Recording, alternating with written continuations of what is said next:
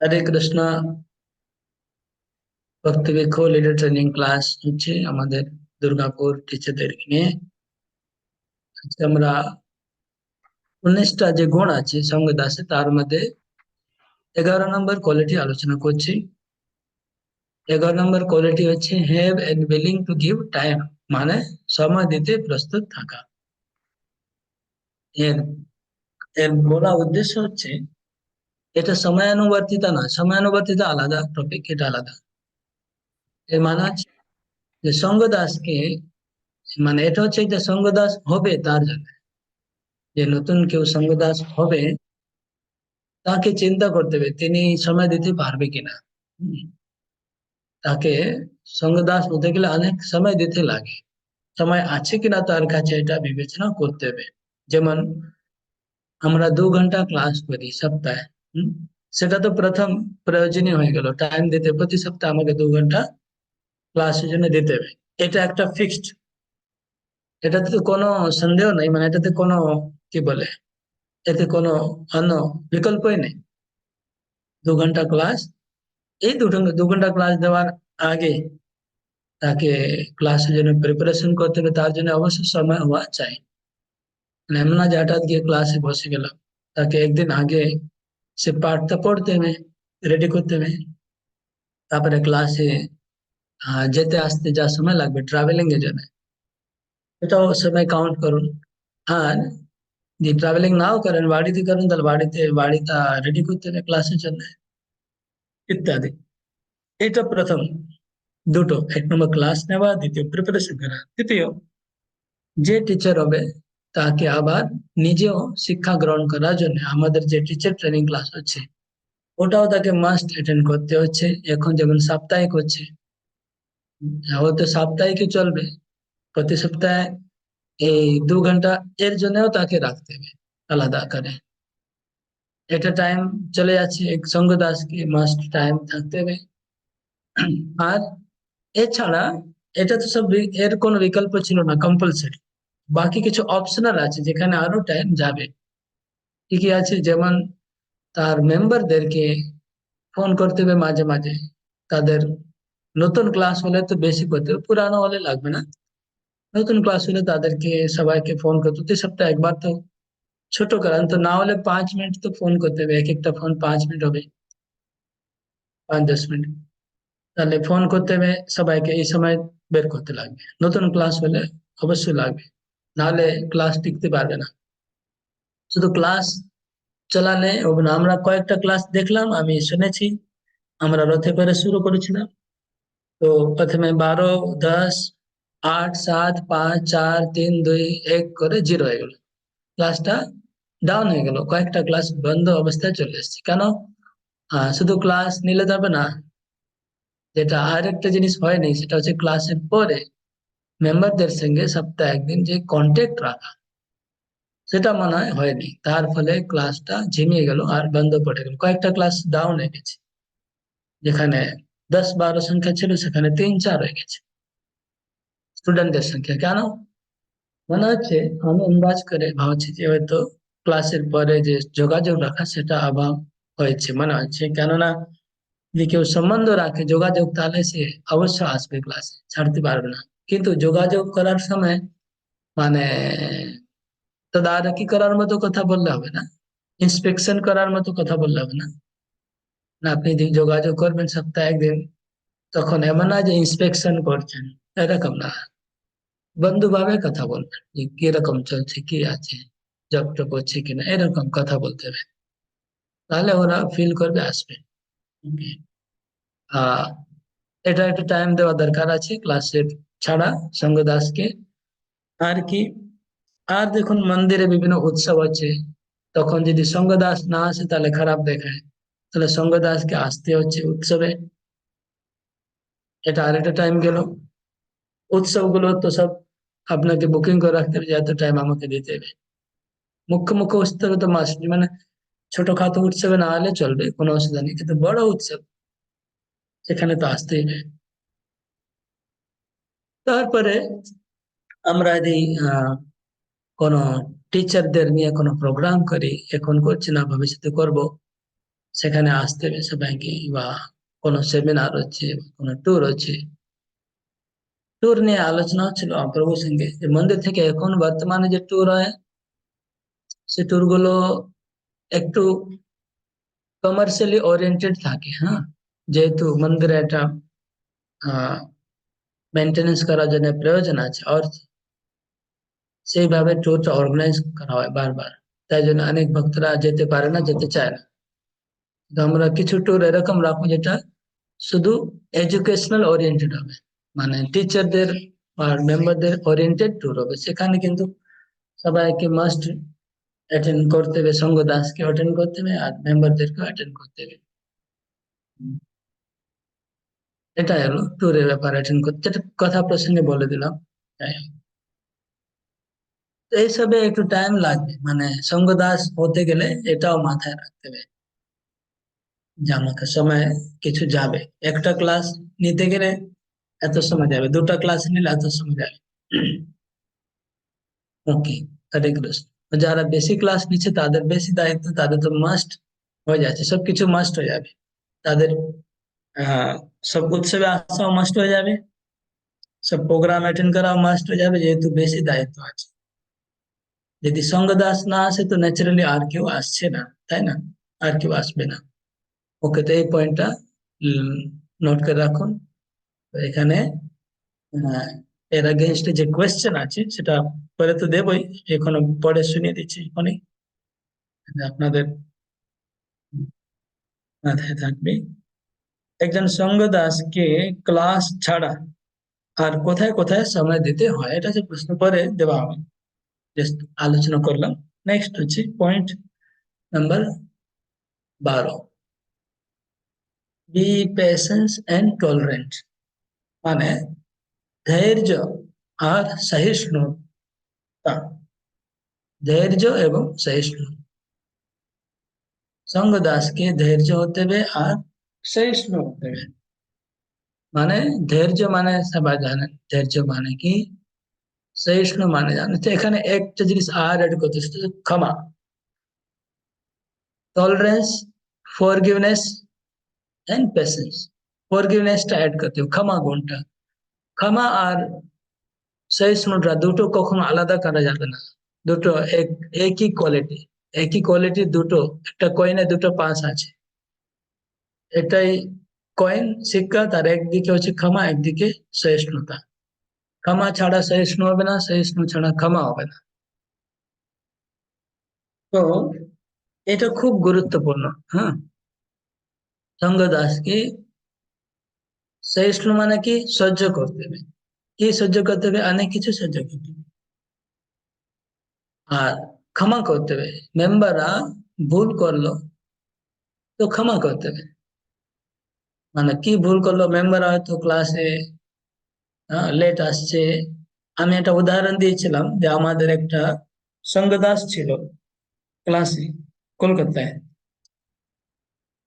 সেই আমাদের এখানে একজন বলেছিল, মানে গত সপ্তাহে এই এই গ্রুপে না কোনো গ্রুপে, যে প্রভু আমি এটা ভুল করেছি। হ্যাঁ, আমাদের ওই পানাগড় থেকে একজন প্রভু বললো যে উনি কি করতেন, যারা লেট আসতো, না, যার মোবাইল বাজলে তাকে 10 মিনিট দাঁড়িয়ে থাকতে হবে। মোবাইল বেজে যায় ক্লাসের মধ্যে, তাকে দাঁড়িয়ে থাকতে হবে, এই পানিশমেন্ট উনি রেখেছিল। তো যার ফলে একজন ভক্ত ক্লাস ছেড়ে চলে গেল। তো এই ধরনের যাই হোক, অসহিষ্ণু মানে একটা, কলকাতায় একজন ভক্ত ক্লাস নিত, তার ক্লাসে লোকেরা লেট করে আসে। তো ও কি করছে, মানে ক্লাসে বলছে 10 মিনিট পরে কেউ আসলে আমার ক্লাসে ঢুকতে পারবে না, এন্ট্রি বন্ধ, এরকম নিয়ম বানিয়েছে। হুম, তার ফলে সব মেম্বার অসন্তুষ্ট হয়ে গেছে, ধীরে ধীরে ধীরে ক্লাসটা বন্ধ হয়ে গেল। তো যদি কেউ ক্লাসে লেট আসছে, তো তার প্রতি রাগ করা যাবে না, তাকে সহ্য করতে হবে, তাকে জিজ্ঞেস করতে হবে যে কি ব্যাপার, কেন লেট হচ্ছে। একবার দুবার তিনবার জিজ্ঞেস করতে হবে, আর তাকে কিছু সলিউশন দিতে হবে। আর যদি জেনুইন প্রবলেম থাকে তাহলে অ্যাকসেপ্ট করতে হবে, ঠিক আছে, একজন ভক্তের প্রবলেম আছে, উনি আধা ঘন্টা পরে প্রতি সপ্তাহে জয়েন করছে, নো প্রবলেম। হম, তো এরকম। তারপরে যদি কেউ কোনো ভুল করলো, ধরুন কিছু কোথায় কিছু খেয়ে ফেলেছে যেটা খাওয়া উচিত নয়, ওটাকে নিয়ে খুব বড় ইস্যু আর খুব হাঙ্গামা, খুব ঝামেলা করে লাভ নেই। ওটাকে ধীরে সুস্থে ওকে আলোচনা করে বুঝিয়ে যাতে ভবিষ্যতে ভুল না করে সেটা ব্যবস্থা করতে হবে। বা হয়তো আপনার টিচার বিরুদ্ধে কিছু খারাপ কাজ করে ফেললো, টিচারের কোথায় নিন্দা করলো, টিচারের সম্বন্ধে কোনো সমালোচনা করলো বা কিছু পলিটিক্স করে ফেললো, সেটাও একবার তাকে আবার ক্ষমা করে, তার প্রতি রাগ মনে রেখে দেওয়া ঠিক না। তাকে যদি সংশোধন হতে চায় তাহলে সংশোধন করে দেবে তাকে। অনেক সময় মেম্বাররা ভুল করে ফেলে কিন্তু পরে ভুলটা বুঝতে পারে তখন তারা দুবারা করবে না। কিন্তু সঙ্গদাস মানে রাগ রেখে দেয় আর তাকে কোনোদিন ক্ষমা করতে চায় না, এরকম ঠিক না। হম ক্ষমা যদি, যখন স্টুডেন্ট ক্ষমা চাইছে তখন ক্ষমা করে দেওয়া উচিত, ক্ষমা করে তাকে আবার আগের মতো নিয়ে নিতে হবে। কিন্তু কিছু লোক আছে রাগটা রেখে দেয়, তাকে কখনো ওই খারাপ ইমেজটা মাথায় রেখে দেয় সবসময়ের জন্য। ইমেজটা মানে তার ছবিটা খারাপ, মানে মনের মধ্যে বসে দেয় যে এই লোকটা খারাপ। এটা ঠিক না। আহ আর যদি কেউ ভক্তিতে উন্নতি করতে পারছে না, হয়তো তার বাড়িতে কোনো প্রবলেম আছে, দীক্ষা নিতে পারছে না কোনো কারণে, তখন আমি চাই যে সবাই তাড়াতাড়ি দীক্ষা নেবে কিন্তু সে নিচ্ছে না, তখন অসহিষ্ণু হয়ে তার প্রতি রাগ করে তাকে আউট করে দিলে হবে না। তার জেনুইন প্রবলেম থাকতে পারে কারো বাড়িতে, সেটা একটু ক্ষমা করে সহ্য করতে হবে। তো এরকম বিভিন্ন বদগুণ মানুষের মধ্যে আছে, বা তাদের স্বভাবের মধ্যে কিছু ত্রুটি থাকতে পারে, তাদের কিছু জাগতিক আহ যোগ্যতা কম থাকতে পারে কোনো কারণে। সেগুলো একটু যোগ্যতাগুলো, যেমন পড়াশোনা বেশি নেই তো ভালো করে পড়তে পারছে না, ভালো করে বলতে পারছে না, আর দেখতে ভালো নেই বা টাকা পয়সা বেশি, কিছু জাগতিক যোগ্যতা কম আছে, তার হয়তো মেমোরি কম, তার টাকা কম, তার সৌন্দর্য কম, যে কোনো কম, সেগুলো তো এমনি ক্ষমা করা উচিত। সেটা তো জন্মজাত দোষ, সেটা তো কেউ মানুষ ঠিক করতে পারবে না, কোনোদিন করতে পারবে না, সেগুলো তো সহ্য করতেই হবে। তাছাড়া স্বাভাবিক দোষ আছে, আর স্বভাবের মধ্যে কিছু দোষ আছে, জন্ম থেকে বড় হয়েছে স্বভাবের মধ্যে কিছু দোষ চলে এসেছে, সে দোষগুলো সহ্য করতে হবে, ক্ষমা করতে হবে। আর এটা আছে তাৎকালিক কিছু ভুল করে ফেললো, যেমন আগে বললাম, কিছু খেয়ে ফেললো, কোথায় নিন্দা করে ফেললো, সেটা তৃতীয় লেভেল, অ্যাক্সিডেন্টাল মিস্টেক্স গুলো, সেগুলোও ক্ষমা করতে হবে, সহিষ্ণু হতে হবে। এখন কি কি ক্ষমা করা উচিত না সেটাও মনে রাখতে হবে, সবকিছু ক্ষমা করা যাবে না, কি কিছু ক্ষমা করা যাবে, কি কি ক্ষমা করা উচিত নয়। এমন না যে এত লিবারেল হয়ে যাবে না যে সবকিছু ক্ষমা করছে মানে যে ইচ্ছা তাই করে যাচ্ছে সবাই, কোনো কন্ট্রোল নেই। হ্যাঁ, যা ইচ্ছা তাই করছে মানুষ, আমি কাউ কিছু বলবো না, এরকম না। ক্ষমা মানে খুব সিরিয়াস, খুব স্ট্রিক্ট হতে হবে, আর সঙ্গে সঙ্গে ক্ষমাও দুটোই মেনটেন করতে হবে। ক্ষমা গুণ থাকবে আর সঙ্গে সঙ্গে খুব স্ট্রিক্ট থাকতে হবে, দুটোই মেনটেন করতে হবে। নাহলে হরি বল করে দিলে হবে না, ক্ষমা মানে না যে হরি বল মতো সব চলবে। তো এটা খুব ইম্পর্টেন্ট, সঙ্গে দাসরাই যেটা মেনটেন করা উচিত। ক্ষমা গুণ, যেমন একটা উদাহরণ দিচ্ছি, একটা ভক্ত হয়তো আপনাদের ক্লাসে আসছে, আর সে যখন ক্লাস চালু হচ্ছে তখন আপনাদের সিস্টেম আছে জান, এক মালা জপ করতে হয়, সবাই মিলে এক মালা জপ করতে হয় ক্লাসের শুরুতে। তো আমরা পরে এটা পরে নেক্সট ট্রেনিং এর মধ্যে আসবে এগুলো। তো সে ভদ্রলোক হয়তো জব করছে না, হম ভদ্রলোক ভদ্রমেলা জব করছে না, কেন জব করছে না? হয়তো তার অন্য কোনো মন্ত্রে দেখা আছে আগে থেকে, তাই জন্য জব করছে না। হম, তো অন্য কোনো মন্ত্র, আপনারা হরে কৃষ্ণ জপ করছেন, সে মনে মধ্যে আর একটা মন্ত্র জপ করছে, হ্যাঁ মালা নিয়ে এনেছে হয়তো বা হাতে গুনছে কিন্তু মুখের মধ্যে অন্য মন্ত্র বলছে। তো এটা আপনার সহ্য করা যাবে কিনা, এটা ক্ষমা করা যাবে কিনা, ধৈর্য এখানে রাখতে হবে কিনা, তাহলে এখানে প্রশ্ন। তাহলে এই ধরনের জিনিস, তাহলে আপনি 1 সপ্তাহ ক্ষমা করবেন, 2 সপ্তাহ ধৈর্য, 3 সপ্তাহ ধৈর্য ধরবেন, তারপরে চলবে না। হম, 3 সপ্তাহ, 2-3 সপ্তাহ পর্যন্ত সহ্য করা যেতে পারে, যতক্ষণ তার কৃষ্ণ ভাবনাময়, কৃষ্ণ ভাবনামৃতের জ্ঞান তার নেই, ততক্ষণ ঠিক আছে। যখন তার জ্ঞান হয়ে গেল, ক্লাস অ্যাটেন্ড করছে, একটা দুটা তিনটা চারটা ক্লাস অ্যাটেন্ড করেছে, সে বুঝতে পেরেছে কৃষ্ণ হচ্ছে ভগবান, আর হরে কৃষ্ণ মহামন্ত্রই হচ্ছে সবকিছু, কলিযুগের যুগ ধর্ম, এইসব ধীরে ধীরে জানবে। তারপরে সে জব করা শুরু করবে। মানে প্রথম ক্লাসে তাকে অ্যাটেক করলে হবে না, তাকে ধৈর্য ধরতে হবে, সহ্য করতে হবে, দ্বিতীয় ক্লাসে সহ্য করতে হবে। কিন্তু যদি সে বছরে বছর পর আসছে আর এখনো সে জব করছে না, তাহলে এটা এটা অত্যন্ত অন্যায়, এটা চলবে না। তাকে কিছু সপ্তাহ পরে, ধরুন এক দু দু তিন মাস পরে যদি না জব করে, ক্লাস থেকে আউট, ওরকম লোক ক্লাসে থাকতে পারবে না। হরিনাম জপ না করলে ক্লাস করা যাবে না, মাস্ট। আমি একটা উদাহরণ দিলাম যে কোন জিনিসটা ক্ষমা করা যাবে না, উদাহরণ দিলাম। এরকম আরো কিছু অ্যাক্টিভিটি হতে পারে যেগুলো মাস্ট হবে। ওকে, এটা ছিল আমাদের ধৈর্য আর সহিষ্ণু আর ক্ষমা, এটা 12 নম্বর কোয়ালিটি।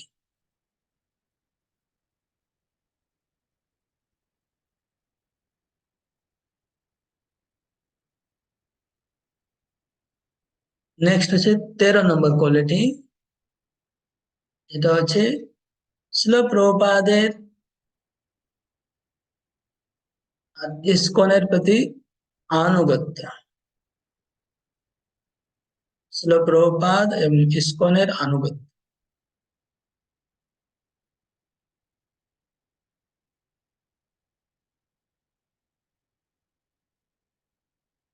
প্রভুপাদ বলেছেন ইসকন হচ্ছে আমার শরীর। হম, প্রভুপাদ বলেছেন ইসকন হচ্ছে আমার শরীর।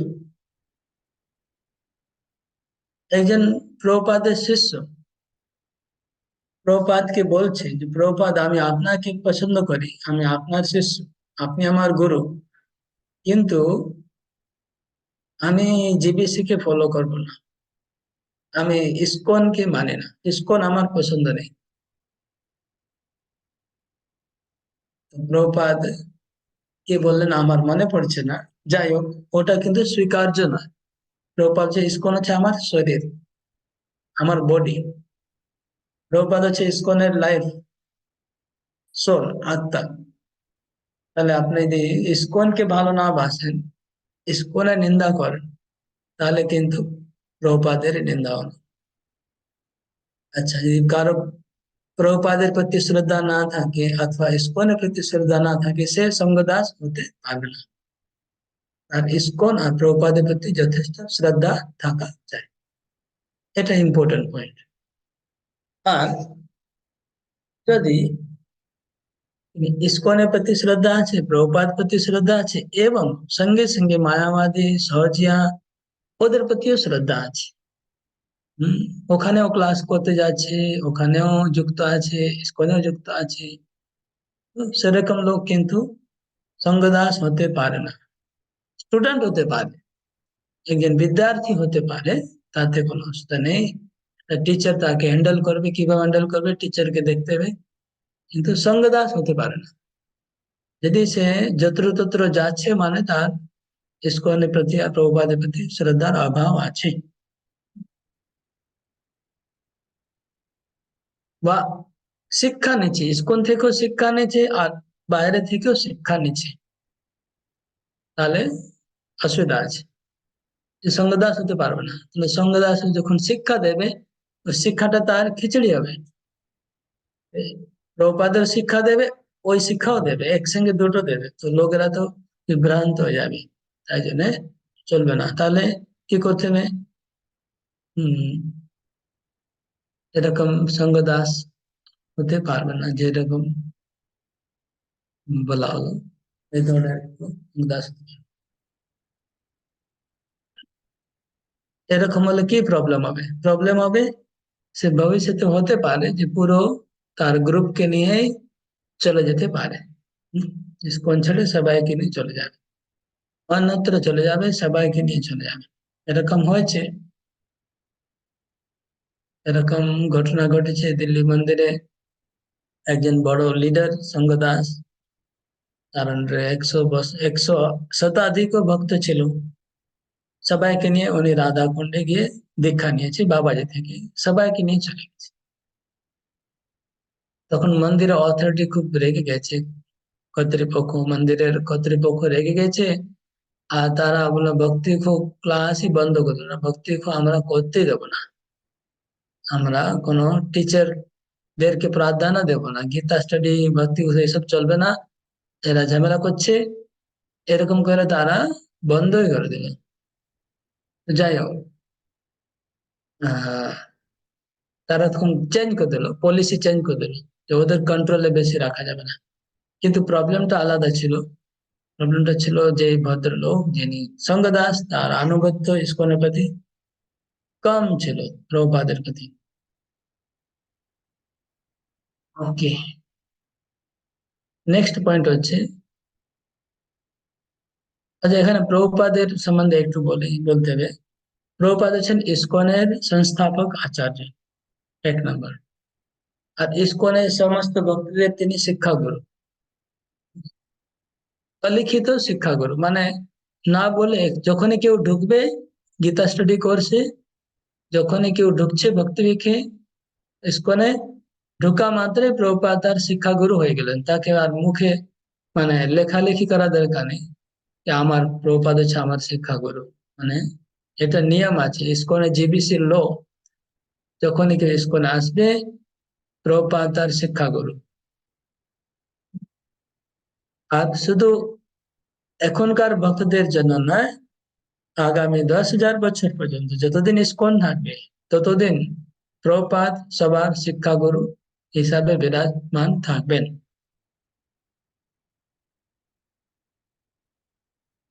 যতদিন ইসকন থাকবে ততদিন প্রভুপাদ সবার শিক্ষাগুরু হিসাবে বিরাজমান থাকবেন। আর এই জন্য প্রভুপাদের যে গ্রন্থে যা লেখা হচ্ছে সেটা হচ্ছে ইসকনের আইন। ইসকনে কোন আইন চলবে, যে আইন প্রভুপাদ যা লিখে গেছেন বইতে, সেটা ইসকনের আইন। এটা মনে রাখতো, যদি কোনো আমাদের ডিসপুট হয় দুইজন মধ্যে যে কোনটা ঠিক কোনটা বেঠিক, তাহলে আমরা প্রভুপাদের গ্রন্থ মধ্যে যা লেখা আছে সেটাই আমাদের ফাইনাল ডিসিশন হবে যে প্রভুপাদ কি চেয়েছেন। ইভেন কোন গুরু, ইসকনে কোন গুরুও যদি দীক্ষা গুরু, শিক্ষা গুরু যদি বলে না আমি এই ব্যাপারে প্রভুপাদের সঙ্গে একমত নয়, তাহলে তিনি ইসকনে থাকতে পারবে না। ইসকনে বাইরে গিয়ে দীক্ষা দিতে পারে, শিক্ষা দিতে পারে, ইসকনে ভিতরে দিকেও দীক্ষা দিতে চায়, শিক্ষা দিতে চায়, তাহলে তাকে প্রভুপাদের কে মেনে চলতে হবে। তাহলে গুরুদের এই অবস্থা, তাহলে সঙ্গদাসের আর কি বলবো। সঙ্গদাস তো প্রভুপাদের শিক্ষা না মানলে সঙ্গদাস হতে পারবে না। এটা ডিসাইপল কোর্সের সাবজেক্ট অ্যাকচুয়ালি চলে এসছে কিছুটা, ডিসাইপল কোর্সে এই আলোচনা হওয়ার কথা। যাই হোক, তবে তারপরে আহ কিন্তু প্রভুপাদের লেখার মধ্যে অনেক সময় বিভিন্ন বিরোধী মত থাকে। অনেক সময় প্রভুপাদ তো এক সময় এক কথা বলেছেন, আর এক সময় এক কথা বলেছেন, এটাও পাওয়া যায়। তখন একজন বলবে যে প্রভুপাদ এটা বলেছে, সে তার একটা প্রভুপাদের রেফারেন্স দেখাবে, আর একজন বলবে না প্রভুপাদ এটা বলেছে, সেও রেফারেন্স দেখাচ্ছে, দুইজনে রেফারেন্স দেখাতে পারে। হম তখন রেফারেন্স ভ্যালিউটা নির্ধারণ করবে। ভ্যালিউটা নির্ধারণ কিভাবে হবে, সেই কথা প্রভুপাদ কতবার বলেছে এটা দেখতে হবে। হম প্রভুপাদ একটা কথা 100 বার বলেছে, আর একটা কথা একবার বলেছে, তাহলে কোনটা বেশি ভ্যালু? যেটা 100 বার বলেছে সেটা বেশি ভ্যালু ন্যাচারালি, তাই না? যেটা একবার বলেছে সেটা এত ভ্যালু কম। তারপরে প্রভুপাদ যেটা ভাগবতের মধ্যে, গীতা মধ্যে লিখে দিয়েছেন সেটা বেশি ভ্যালু, আর কাউকে নিজে পার্সোনালি বলেছেন সেটা ভ্যালু কম। হম আমি যদি বলি আমাকে প্রভুপাদ এটা বলেছে, এটা কোনো প্রমাণ নেই তো, আমাকে প্রভুপাদ বলেছেন সেটা ভ্যালু কম, যে প্রভুপাদ লিখে গেছেন সেটা বেশি ভ্যালু, যেটা বইয়ের মধ্যে লেখা আছে বা প্রভুপাদের চিঠির মধ্যে লেখা আছে সেটা তার থেকে একটু কম ভ্যালু। আর প্রভুপাদ প্রবচনে বলেছেন সেটা লেখা থেকে একটু কম ভ্যালু, এরকম বিবেচনা হবে। তারপরে যাই হোক, ওটা একটা আর একটা সাবজেক্ট বলে দিলাম। যাই হোক, প্রভুপাদের প্রতি আনুগত্য থাকতে হবে, আর ইসকনের প্রতি আনুগত্য থাকতে হবে। কেউ বলে আমি ইসকনকে মানে না, জেবিসি কে মানে না, তাহলে চলবে না। নেক্সট পয়েন্ট হচ্ছে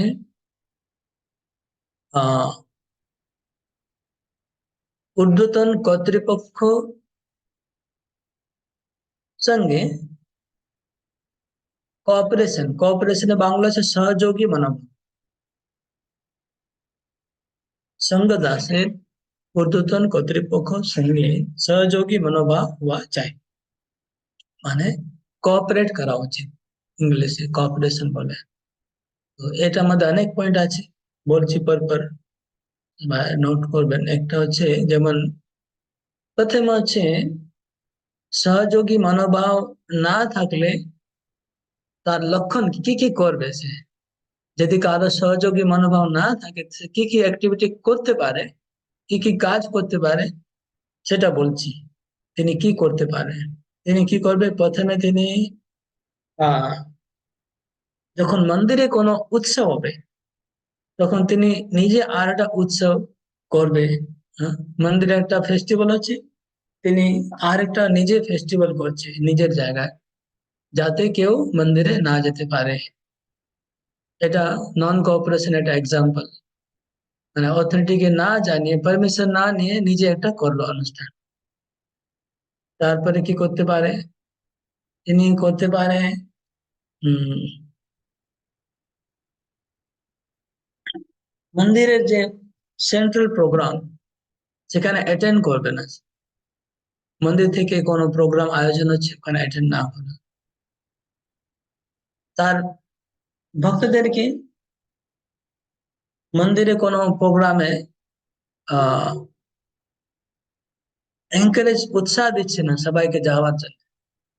কোনো মন্দিরে কোনো অনুষ্ঠান হচ্ছে আর বলা হচ্ছে সবাইকে আসতে হবে, সে তার মেম্বারদেরকে বলছে না, হয়তো বলছে তো খুব হালকা করে বলছে, সিরিয়াসলি বলছে না যে তুমি মন্দিরে তোমরা সবাই যাও। নিজে আসা উচিত অ্যাকচুয়ালি সবাইকে নিয়ে, তিনি কোনো কারণে না আসতে পারে তো মেম্বারকে পাঠাবে, সেটা করছে না। তারপরে মন্দির কোনো ট্যুর করছে, সে ট্যুরে না গিয়ে নিজে আর একটা ট্যুর করছে, এটাও নন কোঅপারেশন। কিন্তু আমি যেটা বললাম একটা প্রথমেই, যেটা কি বলে বাস্তব আমাদের এখানে স্থিতি, বর্তমান পরিস্থিতি, হয়তো এখানে কিছু টোর কিছু বক্তারা বলছে যে এখানে টাকা বেশি লাগছে মন্দির থেকে, তাই জন্য আমরা যে যাচ্ছি না, তো সেটা হতে পারে সত্যি কথা। যেহেতু এখন আমাদের ট্যুর বর্তমানে যেটা চলছিল গত 1-2 বছর মধ্যে, মানে কমার্শিয়াল ওরিয়েন্টেড থাকে, উদ্দেশ্য থাকে কিছু, যাতে মন্দির চালানোর জন্য ইনকাম হয়। কিন্তু যখন আমরা স্টুডেন্ট ওরিয়েন্টেড ট্যুর করব, এডুকেশন ওরিয়েন্টেড, তখন কিন্তু সবাইকে অ্যাটেন্ড করা উচিত। সেটা যদি না করে তাহলে ওটাও নন কোঅপারেশন একটা এক্সাম্পল।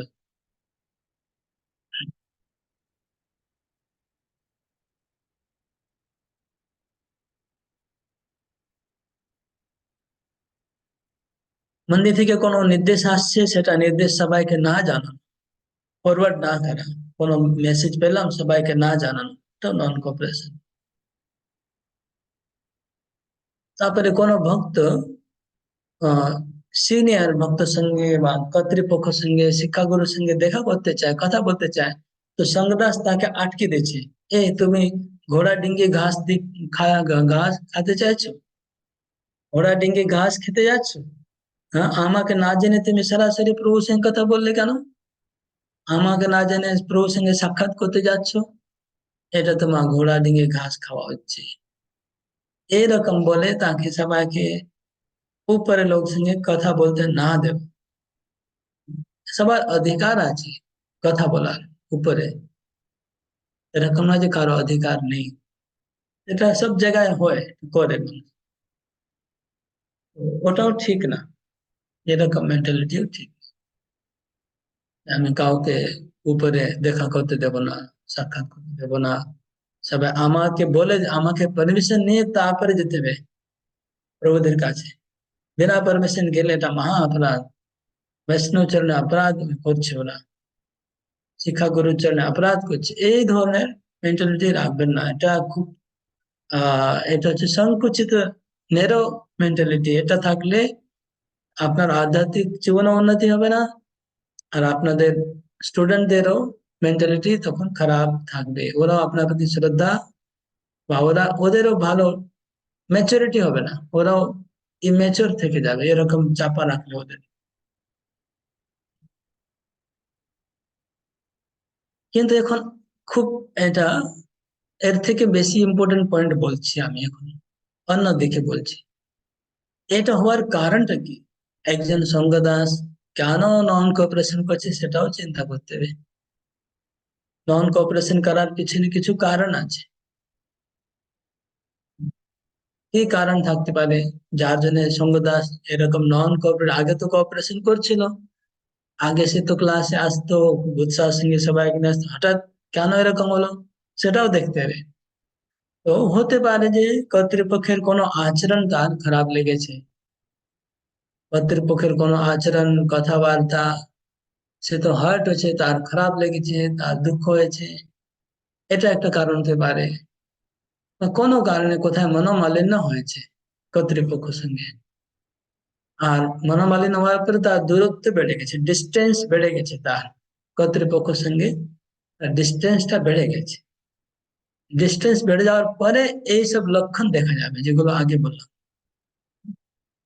তো এখন এই ডিস্টেন্স এইগুলো সমাধান করতে হবে যদি আমরা চাই যে কোঅপারেশন ঠিক মতো হোক।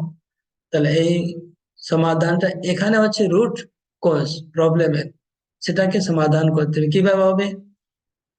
সঙ্গ দাসের উচিত যে ব্যাপারে তার হার্ট হয়েছে, প্রবলেম হয়েছে, তিনি খারাপ মনে করেছে মনে, সেটা কর্তৃপক্ষ কাছে গিয়ে সরাসরি ফেস টু ফেস আলোচনা করা উচিত, যে এই জিনিসগুলো আমার উম, খারাপ লেগেছে, এই আচরণগুলো আমার মানে প্রশ্ন জেগেছে, এটা ঠিক কিনা, আপনার এটা কেন করছেন, কি কারণ, আমাদের দোষ থাকলে জানিয়ে দিন, প্রবলেম কি আছে। এটা সঙ্গ দাস ফেস টু ফেস কথা বলা উচিত। যদি তাতে সাহস না থাকে ফেস টু ফেস কথা বলার, সেরকম যদি তার সাহস নেই কোনো, তখন সেই কর্তৃপক্ষ বা যার সঙ্গে প্রবলেম আছে তার যে ঘনিষ্ঠ কোনো লোক, যে তার হিতাকাঙ্ক্ষী, তার ওয়েল উইশার, তাকে বোঝাতে পারবে, তাকে শিক্ষা দিতে পারবে, তার কাছে গিয়ে বলতে হবে। আর আহ আর দুটোতেই কাজ যদি না হয়, হম, তাকে বুঝিয়ে বোঝানো যাচ্ছে না। অ্যাকচুয়ালি কর্তৃপক্ষেরও দায়িত্ব আছে। যদি কোনো সঙ্গ দাস, সেটা আলাদা চ্যাপ্টার আপনাদের না, সেটা তো আমি যেখানে বলা দরকার সেখানে বলবো, যে তাদেরও দায়িত্ব, যারা ঊর্ধ্বতন কর্তৃপক্ষদের দায়িত্ব, যদি কোনো সঙ্গ দাস দূরে চলে আছে, তার ডিস্টেন্স মেনটেন, তো তাকে ডেকে তার সঙ্গে কথা বলতে হবে। ঊর্ধ্বতন কর্তৃপক্ষের এটা মাস্ট দায়িত্ব, কেন ওরা তো আসতে পারছে না, যেহেতু নিচে আছে, কিন্তু উপরের লোক নিচে যাওয়া উচিত, আর তাদের সঙ্গে কথা বলা উচিত যে কি ব্যাপার, কি প্রবলেম, তাহলে প্রবলেমটা সলভ হবে। এটা সিরিয়াস প্রবলেম। হম। আর এটা সমাধান হওয়া উচিত, না হলে সবার মন খারাপ থাকবে, আর ভক্তিতে আনন্দ পাবে না, উৎসাহ পাবে না, মনে টেনশন থাকবে সবসময়, এগুলো ঠিক না। দেখো,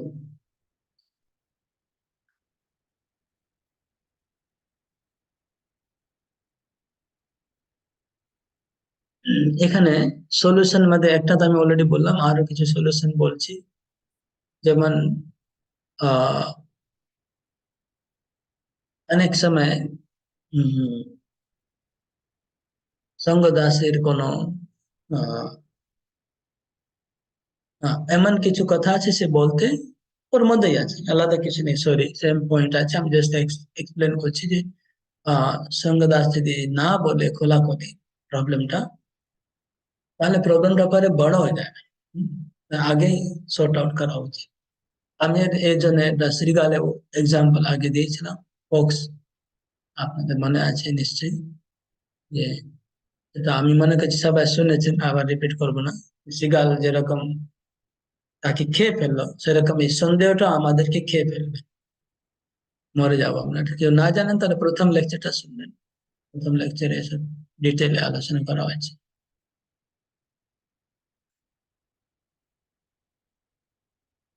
তো এটা ছিল 14 নম্বর, 14 নম্বর কোয়ালিটি।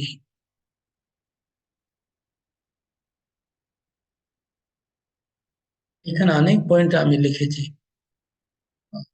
বলে যাচ্ছি, কয়েকটা আরো পয়েন্ট আছে।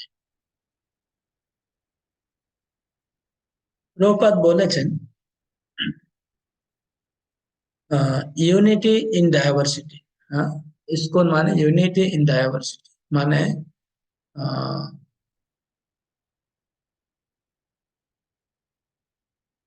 ঠিক আছে, একজন বলছে, আমি যাচ্ছি অনুবাদ নেই। ইউনিটি ইন ডাইভার্সিটি বাংলা হচ্ছে বৈচিত্র্য মাঝে, কি বলে বৈচিত্র্য মাঝে, তিলকনাথ আম্বেদকর বলুন। ও বৈচিত্র্যের মধ্যে ঐক্য, ইউনিটি ইন ডাইভার্সিটি মানে। বৈচিত্র্যের মধ্যে ঐক্য। আমি ভুলে গেছি কিছু কিছু বাংলা, অনেক আগে তো ছিলাম, তখন সব পুরো শিখে নিয়েছিলাম। বৈচিত্র্যের মধ্যে ঐক্য, ইংলিশে প্রপাত বলছে যে ডিফারেন্সেস অফ অপিনিয়ন থাকবে, মতভেদ থাকতেই পারে। আমার মত যেমন অপরমাদকু মত সলিলপুর থেকে ভিন্ন হতে পারে, তাতে কোনো দোষ নেই। সলিলপুর মত তিলকনাথপুর থেকে ভিন্ন হতে পারে, দোষ নেই। ওদাজাপুর মত থেকে আপনার মত ভিন্ন হতে পারে, কোনো দোষ নেই। মত ভিন্ন রাখার কোনো আহ বাধ্যবাধকতা নেই যে মত এক থাকবে, মত ভিন্ন থাকতে পারে। প্রভুপাদ বলছে ডিফারেন্স অফ অপিনিয়ন থাকতে পারে, তাতে কোনো অসুবিধা নেই, কিন্তু ইন্টারেস্ট, সবার লক্ষ্য একই থাকবে, সবার উদ্দেশ্য একই, যে আমি প্রচার করতে চাই, ইসকনকে এগিয়ে নিয়ে যেতে চাই, রাধা মদন মোহনকে খুশি করতে চাই। মদন মোহনকে খুশি করার উদ্দেশ্য সবার, কিন্তু মতভেদ থাকতে পারে। কেউ বলছে মদন মোহনকে বেগুন ভাজা আমি রান্না করে খাওয়াবো, ওটাই মদন মোহন খেলে খুশি হবে। এ বলছে না, বেগুন ভাজা বাজে জিনিস, আমি আলু ভাজা খাওয়াবো, আলু ভাজা মদন মোহন খুশি হবে। অসুবিধা নেই, মতভেদ আছে, দুইজনের উদ্দেশ্য তো মদন মোহনকে ভালো খাবার খাওয়ানো ইচ্ছা। বেগুন ভাজা খাওয়ান চাই আলু ভাজা খাওয়ান, যেটাই খাওয়ান অসুবিধা নেই, কিন্তু দুইজনের উদ্দেশ্য হচ্ছে ভগবানকে খুশি করা। মতভেদ থাকতে পারে। কেউ বলে প্যান্ডালটা এরকম স্কোয়ার হওয়া উচিত, না প্যান্ডেলটা স্কোয়ার হলে ভালো না, রেক্টেঙ্গেল হতে হবে, এরকম এইভাবে প্যান্ডেল করতে হবে। কোনো নেই, ঝগড়া হবে, ফাইটিং হলে এই ফাইটিংটা ভালো, এই ফাইটিং এর মধ্যে কোনো দোষ নেই। হুম, এটা যদি ঝগড়াও হয় তাতে অসুবিধা নেই, কিন্তু মনে রাখবেন দুইজনে যে ঝগড়া আমরা করছি ভগবানকে খুশি করার জন্য, এতে কিন্তু আহ ডিফারেন্স অফ অপিনিয়ন থাকতে পারে, কিন্তু যখন কোনো সিদ্ধান্ত নেওয়া হবে তখন সবাইকে ফলো করতে হবে, বাস।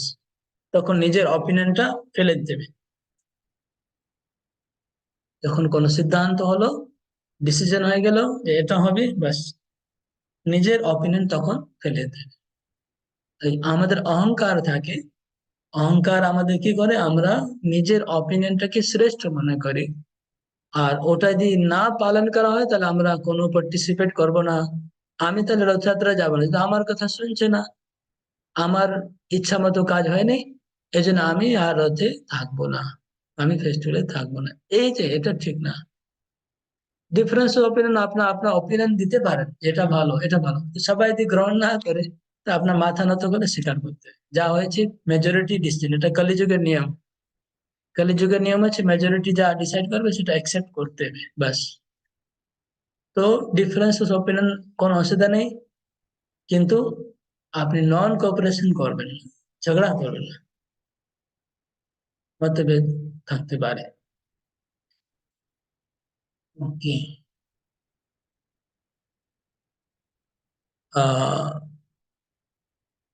নেক্সট হচ্ছে not to be controlling mode, নিয়ন্ত্রণ মনোভাব ত্যাগ করতে হবে, নিয়ন্ত্রণ মনোভাব ত্যাগ করতে হবে। কিছু ভক্ত আছে তারা অতি নিয়ন্ত্রণ করে, টু মাচ কন্ট্রোল। আর কিছু ভক্ত একেবারে লুজ, কোনো কন্ট্রোল নেই, মানে শুধু হরিবল, মানে যা ইচ্ছে তাই হচ্ছে। তো অতি কন্ট্রোল করা ঠিক হবে না। হ্যাঁ, নিজের মেম্বারকে অতি নিয়ন্ত্রণ করে আমার ক্লাসের স্টুডেন্ট আমার শিষ্য আমাকে না জিজ্ঞেস করে তুমি উঠে গেলে কেন, বসো। আমাকে জিজ্ঞেস না করলে বাড়ি থেকে বের করতে পারবে না, আমাকে জিজ্ঞেস না করলে অন্য কোনো টিচার সঙ্গে দেখা করবে না, কথা বলবে না। মন্দিরে গেলে কারোর সঙ্গে দেখা করবে না, কথা বলবে না। মানে জল খেলে আমাকে জিজ্ঞেস করতে হবে, আমাকে না এসে জল খেয়ে ফেললি কেন তুমি।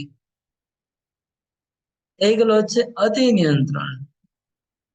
কিছু টিচাররা অতি নিয়ন্ত্রণ করে, ওটা ভালো না।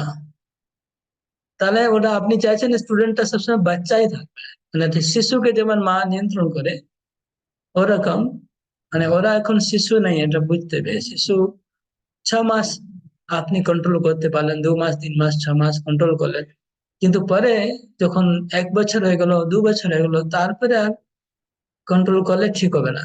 হুম। তখন আর শিশু নেই, নতুন কিছুদিন শিশু আছে তারা, 6 মাস 1 বছর, তখন একটা গাইড করতে হবে কোথায় বসা যাবে, জিজ্ঞেস করতে হবে কোথায় কার সঙ্গে দেখা করলে ভালো, কার সঙ্গে কথা বললে ভালো, কার সঙ্গে কথা বলা যাবে না, এগুলো শুরু শুরুতে অবশ্যই গাইড করা দরকার। বাচ্চার মতো তাদেরকে গাইড করতেই হবে, নাহলে তারা বিভ্রান্ত হয়ে যাবে, ভুল জায়গায় অসৎসঙ্গ হবে, ভুল হবে। কিন্তু যখন পুরানো হয়ে যাচ্ছে, শিক্ষা হয়ে গেল, তারপরে এতে নিয়ন্ত্রণ করলে প্রবলেম হবে। তখন তারা ক্লাস ছেড়ে চলে যাবে, তখন কমপ্লেন করবে আমার মেম্বার আমাকে ছেড়ে কেন চলে যাচ্ছে। অথবা তারা ম্যাচিওর হবে না, ভালো ভক্ত হতে পারবে না। এটা হচ্ছে অতি নিয়ন্ত্রণ করা। আর অতি নিয়ন্ত্রণ কি বলছিলাম, উম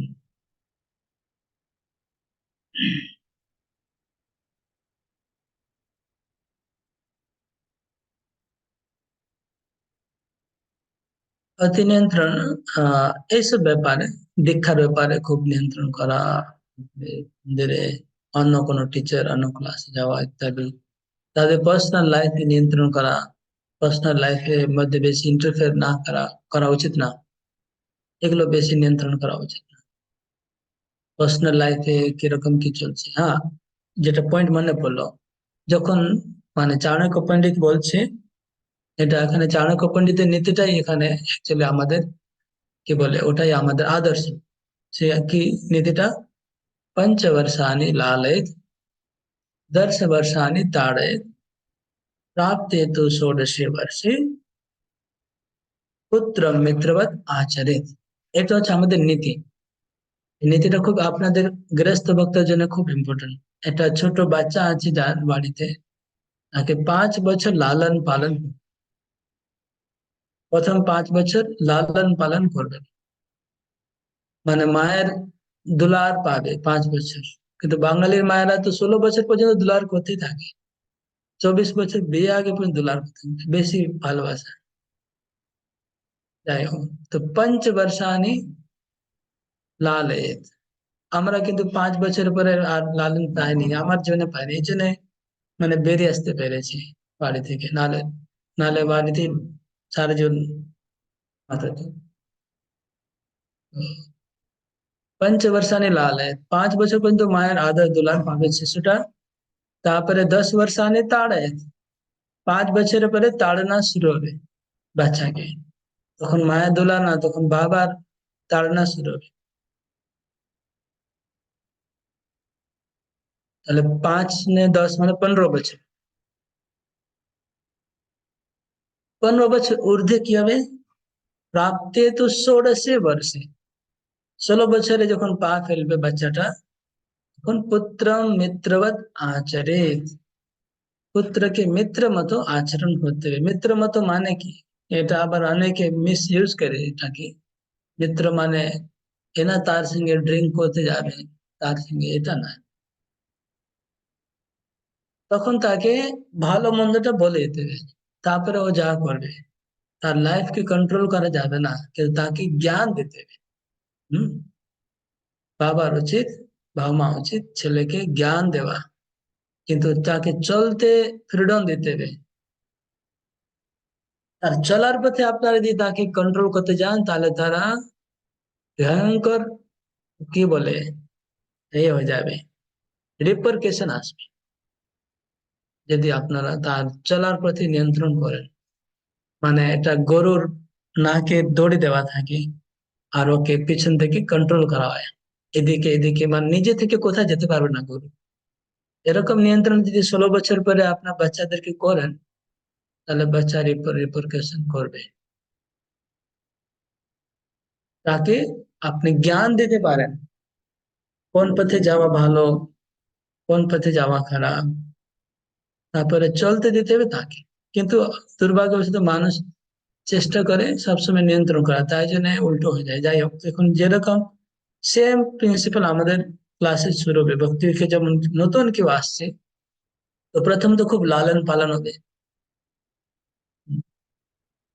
প্রথমে তাকে খুব যত্ন করা হচ্ছে, 1 মাস 2 মাস খুব যত্ন, খুব আদর। তারপরে তাকে শিক্ষা দিতে শুরু হবে, তাড়ান কিছুদিন। তাড়ান মানে তখন এটা করা যাবে না, ওটা করা যাবে না, এগুলো চলবে। হ্যাঁ, কতদিন, 1 বছর চললো, এর সঙ্গে দেখা করবে না, এর সঙ্গে কথা বলবে না, এইসব নিয়ন্ত্রণ কিছুদিন চলবে।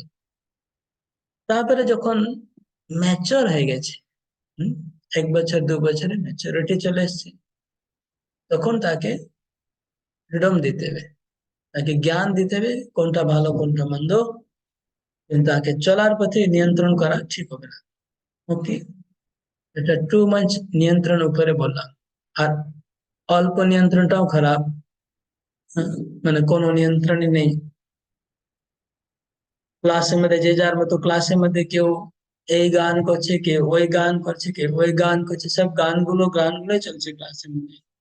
বা কেউ রবীন্দ্রনাথের ফিলোসফি বলছে, তো কেউ বিবেকানন্দের ফিলোসফি বলছে, তো কেউ প্রভুপাদের, সব কিছু চলছে।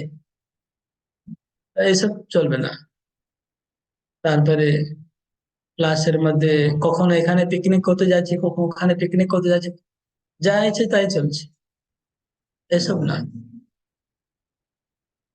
ওকে, টাইমটা অনেক হয়ে গেল। আমি এরপরে কটা আছে, 3টা আরো আছে, এখানে রাখবো। হুম, আরো 3 4টা কোয়ালিটি বাকি আছে, নেক্সট হবে। আহ আমি প্রশ্নগুলো শোনাচ্ছি আপনাদেরকে। কিছু প্রশ্ন মনে হয় আজকে আবার বানাতে হবে নতুন, যেগুলো আমি আলোচনা করেছি হয়তো আগে প্রশ্ন করা হয়নি, আজকে করতে হবে। আমরা যাই, প্রথমে শুরু করলাম আলোচনা, have an billing two give time, ওই প্রশ্নটা শুনে দিলাম। একজন সঙ্গ দাসকে ক্লাসের ছড়া আর কোথায় কোথায় সময় দিতে হয় সেটা তো আছেই।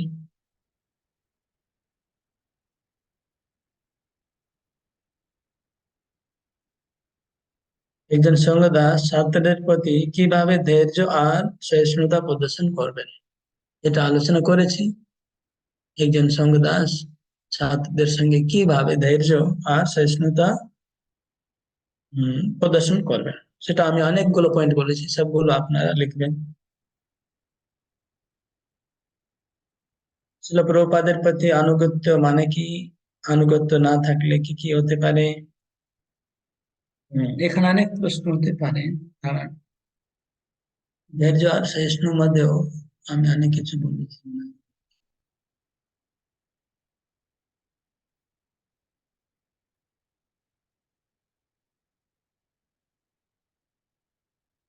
কি কি ব্যাপারে ধৈর্য আর সহিষ্ণু,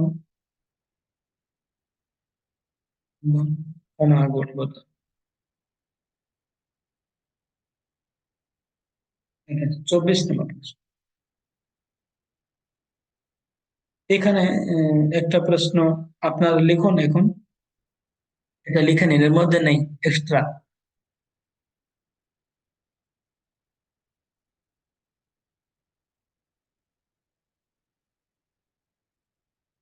একজন সঙ্গদাসকে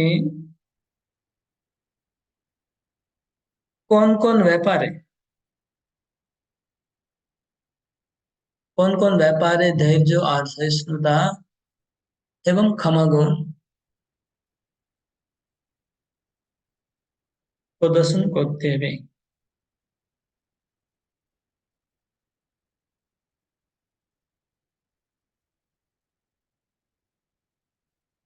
ও আর একবার বলবেন? একজন সঙ্গ দাসকে কোন কোন ব্যাপারে ধৈর্য, সহিষ্ণুতা এবং ক্ষমাগুণ প্রদর্শন করতে হবে?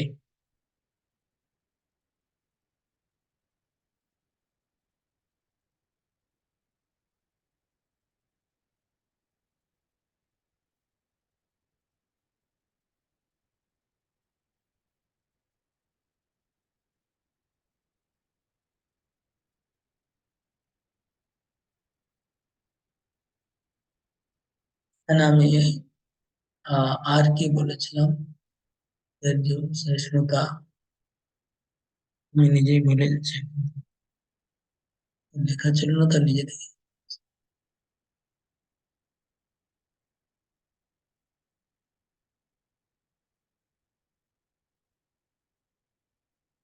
আমি কয়েকটা উদাহরণ দিলাম না, তো আমি ক্ষমায় পারে এই যে আপনারা লিখবেন যেগুলো বলেছি পয়েন্ট গুলো। নেক্সট হচ্ছে প্রভুপাদের গদ্য মানে কি?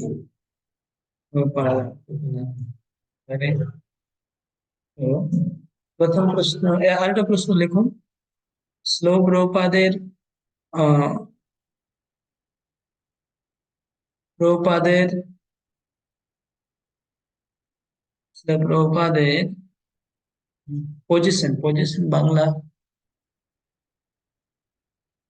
শ্লো প্রভুপাদের, আচ্ছা একটু প্রশ্নটা একটু ঘুরিয়ে হবে। প্রথমে লিখতে হবে ইসকনের বা ইসকনে অথবা ভক্তিযুক্ত মেম্বারদের জীবনে প্রভুপাদের গুরুত্ব কি? ইসকনের অথবা ভক্তিযুক্ত মেম্বার বা ছাত্রদের জীবনে শ্লো প্রভুপাদের গুরুত্ব কি? যেটা আমি বলেছিলাম, প্রভুপাদ হচ্ছেন শিক্ষাগুরু সবার, ইত্যাদি।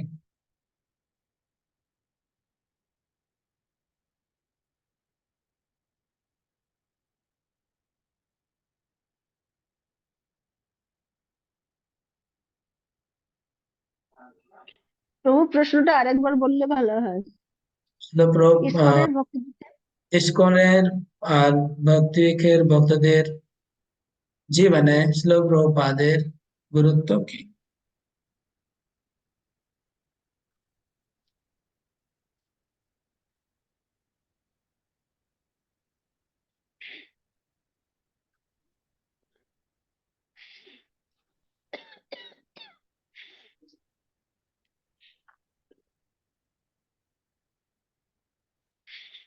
এ আর এবার প্রশ্ন, আরেকটা প্রশ্ন তো এর মধ্যেই আছে, সেটা আপনারা পাবেন লিখিত ভাবে।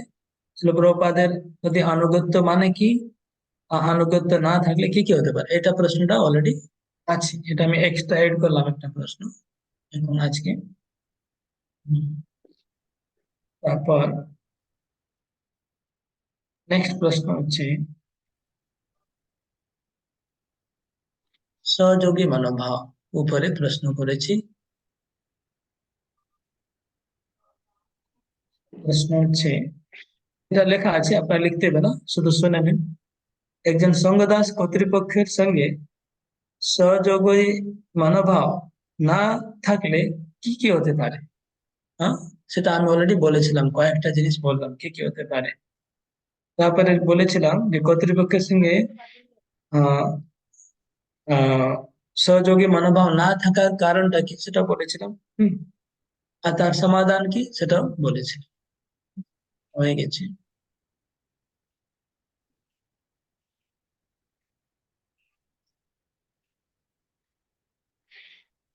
তারপরে আহ অতি নিয়ন্ত্রণ এবং অল্প নিয়ন্ত্রণ মানে কি? অতি নিয়ন্ত্রণের কয়েকটা উদাহরণ দিন। এটাও আমি ডিটেল অনেক বলেছি, অনেক উদাহরণ দিয়েছি নিজে থেকে। এটা আপনারা এক্সপ্লেন করবেন। এখানে একটা প্রশ্ন অ্যাড করতে পারেন। চাণক্য নীতি দেখুন, আহ, চাণক্য নীতি অনুযায়ী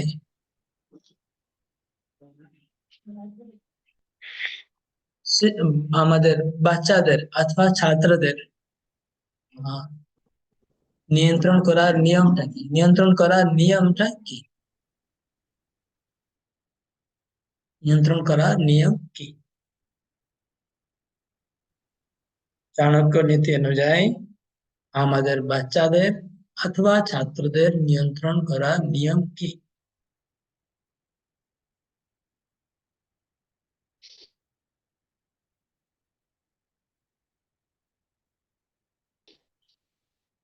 তারপরে প্রশ্ন লিখতে হবে না, এটা এখানে আছে লেখা, আমি শুনিয়ে দিচ্ছি আপনাদেরকে। সঙ্গদাস যদি অতি নিয়ন্ত্রণ করে তাহলে কি প্রবলেম হবে, এটা বলেছি।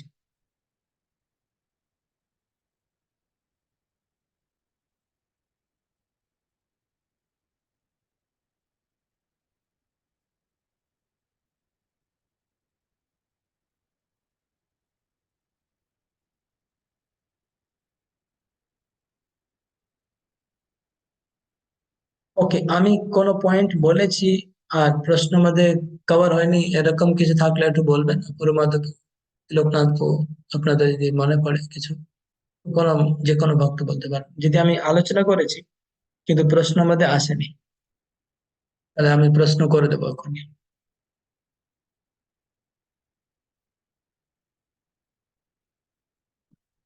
আমি কটা প্রশ্ন আপনাদের লিখতে বললাম এখন?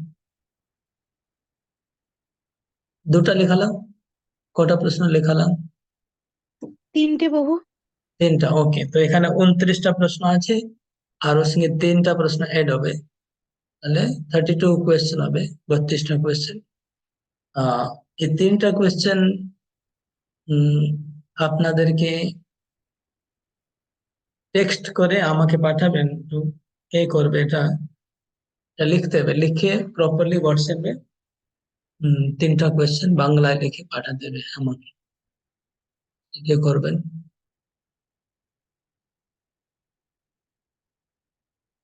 কেউ লিখতে পারবেন বাংলায়? দেবাশিস চৌধুরী, ওকে, ঠিক আছে।